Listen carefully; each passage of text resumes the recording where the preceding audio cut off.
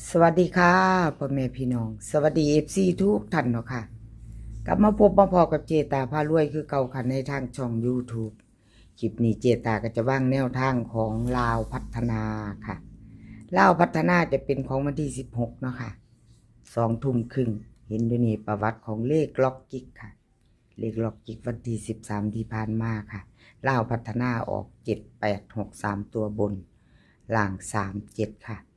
เลขล็อกจิกหลุดไปเนาะค่ะวิ่งหลุด2ตัวบ่เดินจับคู่บ่เข้าเนาะ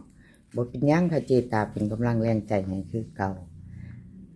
เจตายเบิ่ง2 งวดค่ะสาวน้อยหน้ามนคนน่ารักคนขยันค่ะเลขล็อกจิกหลุดแล้วหลุดเลยบ่เป็นหยังค่ะเก่าหลุดไปใหม่มาเนาะสาวน้อยหน้ามนคนขยันเลขล็อกจิกมาตามไม่ไปต่อมือแรงวันที่20:30มื้อแรงวัน16เนาะค่ะ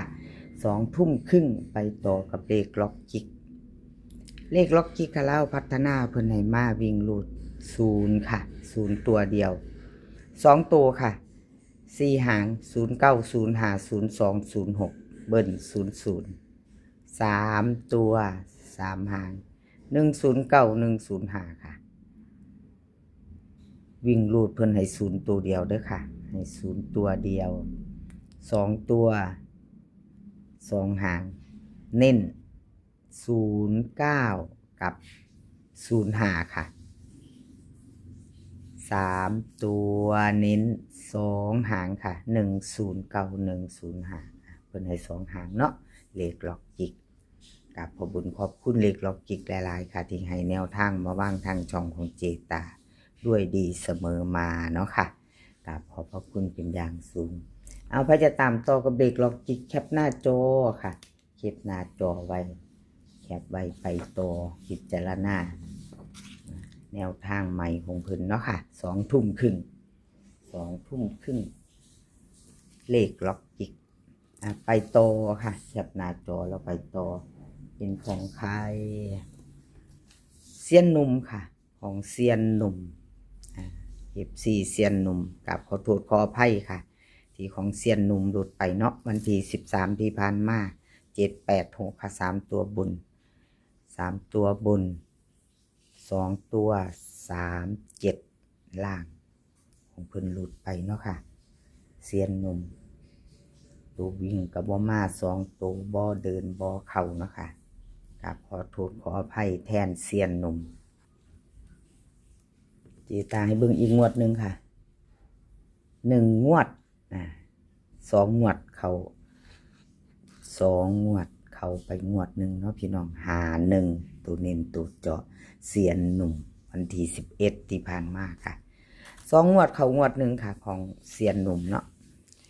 2 งวดเข้าไป1 งวดเนาะค่ะชัดเจนค่ะชัดเจนบ่มีกักค่ะในช่องของเจตาบ่แม่นตอนหวยออกเด้อพี่น้องหลุดแล้วหลุดแล้วก็คือหลุดเลยเนาะพี่น้องเขาก็คือเขาได้เห็นไปน้ำกันให้ความมั่นใจกับ FC ทุกท่านเนาะค่ะที่เขามารับชมรับฟังเขามาเป็นกำลังใจให้เจตาพารวยเนาะค่ะเอามาต่อกันกับเซียนหนุ่มค่ะวิ่งหลุดเพิ่นให้มา2กับ3 2ตัว4หาง2425353435ค่ะเบิ้ล22กับ33 3ตัว2หาง3ตัว2หางค่ะ224 325วิ่งรูดเพิ่นเด่น2ค่ะเด่น2รอง3 2ตัวค่ะเพิ่นเน้นให้24กับ25 3ตัวเน้น2หางมี2หางเพิ่นก็เน้นให้ทั้ง2หางเนาะค่ะ224 325เน้นทั้ง2หางเอาแคปหน้าจอครับใครจะไปต่อกับเซียนหนุ่มเนาะค่ะแคปหน้าจอไว้ไปต่อกัน20:30เนาะค่ะลาวพัฒนา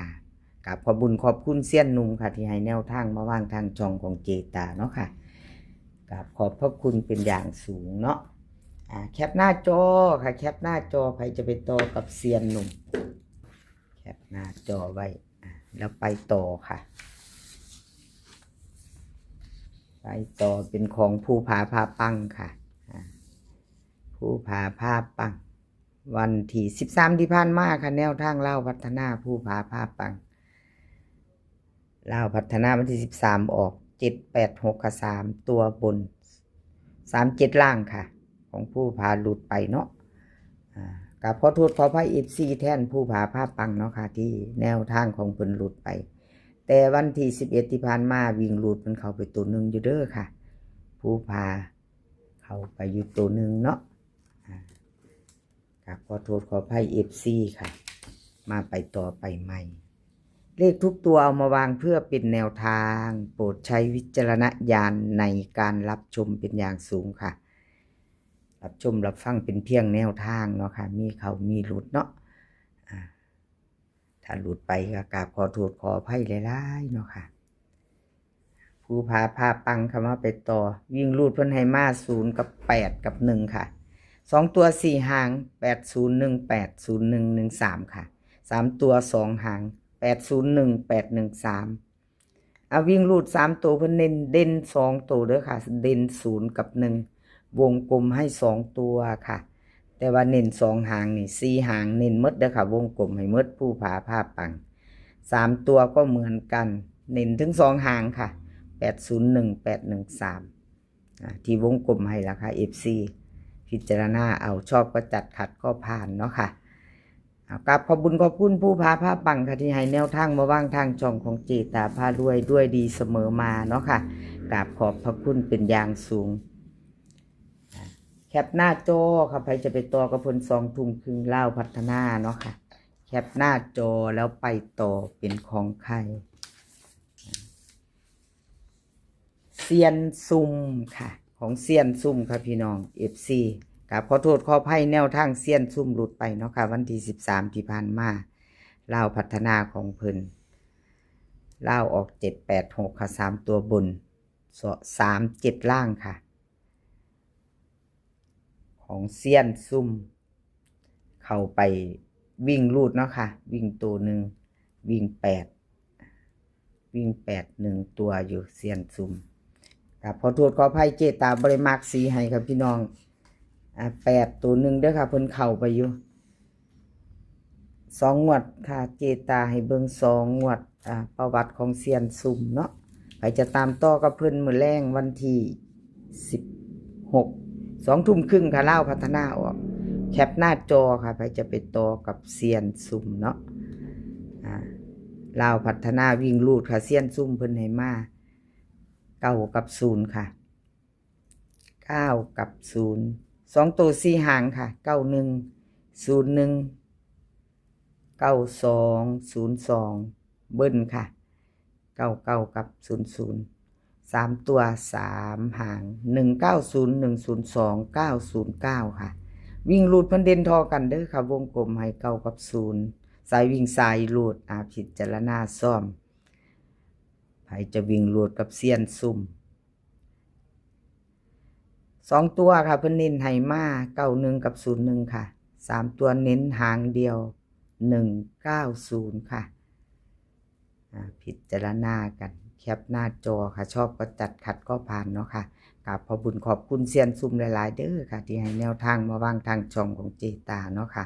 แล้วก็ขาดบ่ได้คือ FC ค่ะบ่ว่าจะเป็น FC เก่า FC ใหม่ที่เข้ามากดไลค์กดแชร์เข้ามากดติดตามเนาะเข้ามากดหัวใจให้เจตาเป็นกำลังใจให้ช่องน้อยๆของเจตาพาด้วยกราบขอบพระคุณเป็นอย่างสูงคลิปนี้เจตาจะว่างเบอร์โทรอยู่เด้อค่ะใครอยากเข้ากลุ่มแอดไลน์ไปเจตาจะดึงเข้ากลุ่มฟรีเนาะค่ะถ้าจะเข้ากลุ่มจะมีเบอร์โทรก็แอดเข้าไปทางไลน์เนาะก็บอกเจตาดึงเข้ากลุ่มฟรีค่ะบ่ได้เสียค่าใช้จ่ายให้เข้าฟรีเนาะค่ะถ้าจะเข้าชอบแนวทางเดียวกันเนาะค่ะกับขอบคุญขอบคุณ FC ทุกท่านค่ะคลิปนี้ขอให้โชคดีกับเล่าพัฒนามือแรงกันทุกคนขอให้มีความสุขสุขภาพร่างกายแข็งแรงค่ะเดินทางไปไสก็ขอปลอดภัยเดินทางไปขอให้มีโชคกลับมาขอให้มีชัยคลิปหน้าพ่อกันไหมค่ะคลิปนี้ก็สวัสดีค่ะ